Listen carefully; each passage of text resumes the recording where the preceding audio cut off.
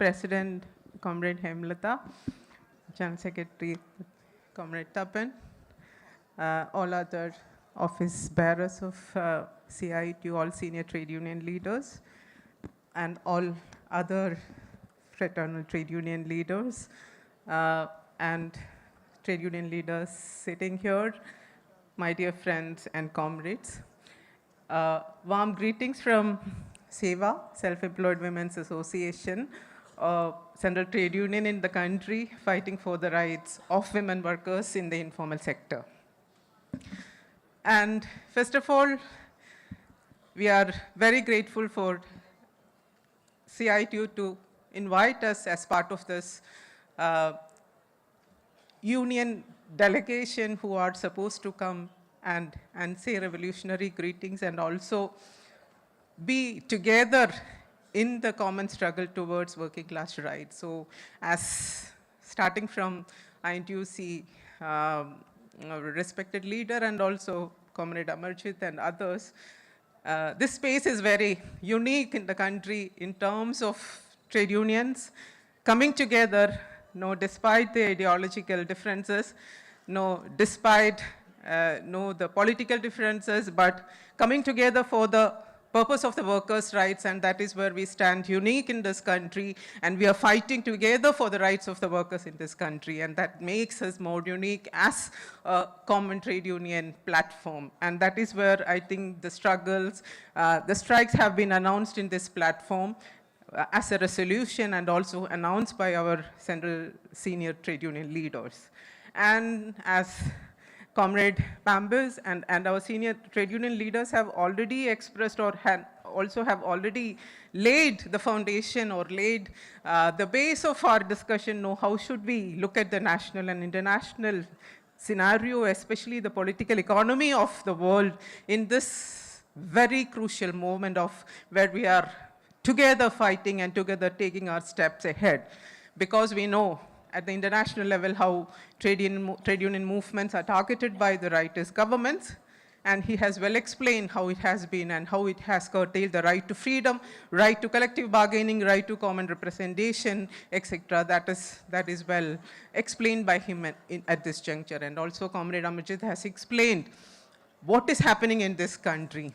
And I think that is where we all have a very unique voice of saying no to anti-labor policies, anti-labor codes, anti-labor laws, anti-labor activities that have been initiated by our government. This is not just anti-labor that we have to say, this is anti-people that we are saying. Because wherever we go, we talk in terms of economy, we talk in terms of humanity, we talk in terms of politics, we talk in terms of the rights of the people. Everywhere we see the same fights have been emerging from the ground, and the people have been standing together at various moments which are unexpected, and the strikes, call-outs have been really affecting the politics. It is shattering the base of many countries that we have seen all over the world, maybe very recently also. And in that context, what makes people to respond to like that? Do we have equal rights as workers? Do we have equal rights as women? Do we have equal rights as students and youth in this country? Do we have equal rights as the formal and informal workers in the country or in the world? When rights are being curtailed, when the rights are questioned from the base, people start struggling, people start resisting, and that is what we are seeing. And what we have seen, we were thinking, as you know, there are some set goals before the international politics. In terms of, first of all, we are very familiar with the goal of sustainable development goal. That is very important. All over the world, people are talking. Everybody should be equal. No one should be left out. That is the UN slogan that we are hearing always. That is, everybody should be equal through sustainable goals. And we have been talking that from last 15, 20 years. And by 2030, we should achieve sustainable development goals. And next, we are here, 2026, we are starting tomorrow. And how much we have achieved in terms of sustainable development. Who are we talking about in terms of sustainable development? Here we talked about the recent inequality report has come out, the 2025 inequality report has come out. where it says that inequality, it cannot be looked from the same old perspective that we are looking towards. Inequality has many lenses that we have to look at. It is not only just looking at the poor and the rich or the have and the have-nots. Inequality has different dimensions that affects the life of the people. It affects in terms of course, the poor and the rich means very few becoming rich and majority becoming poor, that's for sure. That is the main thing for sure. But second, inequality in terms of wages, inequality in terms of inclusion in the work politics, inequality in terms of inclusion in the right to property, inequality in terms of gender, and we are not familiar in terms of talking into inequality in terms of climate. We started talking about climate injustice. We started talking about who are marginalized by climate injustice. So inequality has different approaches that have come up, especially in the World Inequality Report, where we have to look at how people have been suffering, why anti-labor codes are coming, why anti-labor policies are coming, why anti-people policies are coming, why anti-environment development policies are coming. Who are marginalized finally as part of all these struggles is very important, I think we have to look at. When labor codes come, when we talk about minimum wages, when there are international standards to think about, labor standards, human rights standards, development standards to think about, but when new policies, new laws emerges challenging these international standards, what are we going to achieve? We talk about minimum floor wage when we have to talk about minimum living wages. Can you look at what is the difference between floor and living wage? That is something that we have to talk about to our masses who are settling here.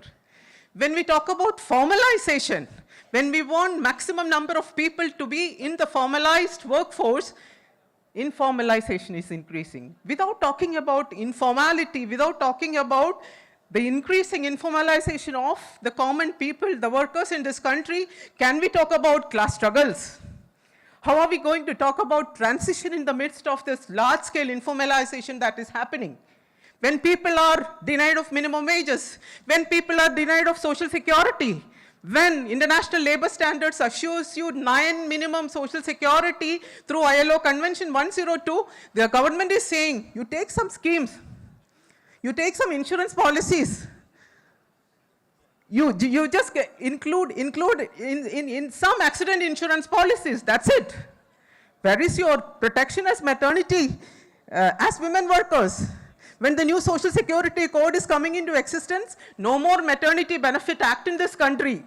The women in this country, the working class women in this country have been fought to attain the maternity benefit for them, for the working class women who are supposed to be considered equal in the workforce. But no more Maternity Benefit Act, it has become a scheme. That is the same to SI, that is the same to EPF. And after all, when you are below 10, none of you are going to include in any of the schemes under the Social Security Code. So what do you mean by inclusion? Where does inclusion and inequality approach in the pathways? That is very important for us to think about.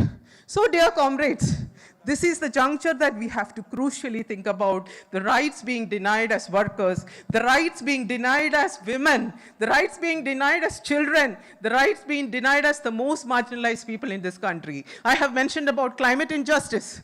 Who are the victims of the climate injustice? We are talking about the changing weather conditions everywhere, changing climatic conditions, and who are going to be affected? Who has to take responsibility? Just transition has been one of the key terminologies as part of the Sustainable Development Goals that around the world, all the UN agencies and international financial institutions have been talking about just transition. Who's just transition from where? Do you want to include your account in persons providing more carbon emissions? Who are providing or who are producing more carbon emissions in this country, in this world? Is it the poor? Is it the working class? Is it the marginalized? Who is going to acquire the ocean, the common properties like the forest for their purposes? Are the working class doing it? How are we taking away the rights of the working class, the most marginalized people, from the resources that they have been owning for centuries in this country, for decades in this country? Nobody is there to retain the rights in that sense. So dear friends, my proposal here is, or my plea to the dear comrades who are sitting here and listening or going to take part in the deliberations in a very serious way, without talking seriously about the change in the structural approach towards people, structural approach towards informality, structural approach towards women. Why women have been denied the wages, the minimum wages, why there is a huge gender division of wages in this country and around the world. Women have been denied, there is a huge, like, women are getting only 30% of what men earn in this country. Why is this huge gap that is coming about? Why the informal sector have been left out of the labor laws and labor policies? So for us, I think we have to very deeply think about it. That is where when students are denied their rights to become workers, they are becoming interns, they are becoming apprentices, women are becoming part of the low floor wage job. The most marginalized Dalits, Adivasis, fisher people have been denied of their traditional livelihood rights. I think this is the common place that we all have to emerge together, we all have to fight together, we all have to think in the context of the new labor codes, we have been denied. We have no place as workers who have the right to earn minimum wages. We don't have any place as workers who have the rights to collective bargaining and freedom of association. We as workers, the majority of the workers, the informal workers, informal sector, have no rights to have minimum social security which the International Labour Organization guarantee in this country. And we as workers in this country, as majority of the workers who are scattered and have been scattered or getting scattered, or our workplaces have been taken away and have been scattered to the margins. We don't have any rights to working conditions. We don't have any rights to occupational health and safety, and violence and harassment prevails in the workforces in terms of forced retrenchments, in terms of denial of jobs, in terms of denial of even, that is what we have been seeing in the Vizag steel plant, that we have been seeing in terms of increasing contractualization and termination of workers, and this is what the reality that we are facing. So my dear friends, this is where we have to stop a little bit, think very seriously, and go very seriously, systematically challenging these structural forces that are coming to take away our rights, take away our existence in this universe as workers, as human beings,